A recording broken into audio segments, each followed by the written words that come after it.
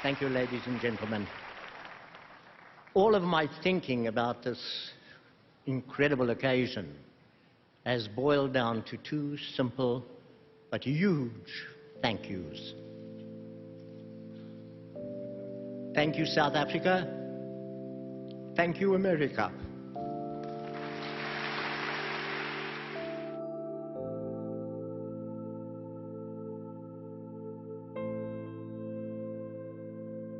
One has a sense of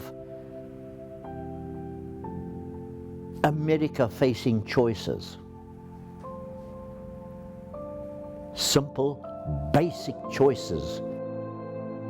I was born just before the Afrikaner National Party came into power and started apartheid, those official apartheid years, 4 decades I think it was, 40 years of apartheid. You can't live through an experience like that if you've got a conscience. And thanks to my magnificent mother, I had, very early on, I was looking at the society around me and asking pertinent questions. Master Harold and the Boys tells the story of Hallie, a white boy growing up in South Africa under apartheid, and the two black men, Sam and Willie, who he considers to be his surrogate fathers. The day of the play, he gets some difficult news about his family, and that forces all three men to confront some of the prejudices that were tearing their country apart. I can remember my amazement that American audiences were really buying this. They really were getting something out of it. Athol wrote the play in 1982 and considers it one of his most autobiographical plays. So we're very excited to be bringing it to our signature audiences as we continue exploring his rich and diverse body of work.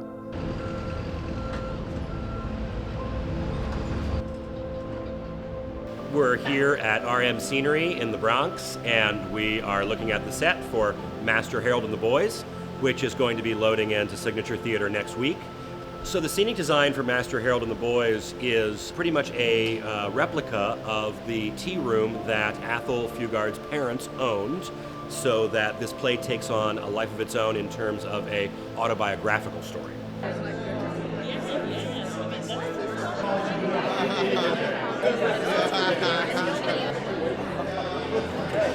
I had just started working for your mom. A little boy in short trousers walks in one afternoon and asks me seriously, "Son, do you want to see South Africa?" I feel like this play, it takes place in a very specific time in a very specific place, but it transcends all of that, and it is both timeless but incredibly relevant. There are generations now realizing the America that they have been born into or that they have immigrated to is with many more aspects to it than maybe they were told. I mean, there's no question that America's at crossroads, in my opinion. Open a newspaper, what do you read? America has bumped into Russia. England is bumping into India. Rich man bumps into poor man. Those are big collisions, Ellie. People get hurt in all that bumping. Are we never going to get it right? Learn to dance life like champions instead of always being just a bunch of beginners at it. It's very important that we use our words and our relationships to enrich one another and through language, first off. We learn to deal with our differences, before it gets to a point where we are, locking people up or saying you can't come here, you can't be this, you can't be that.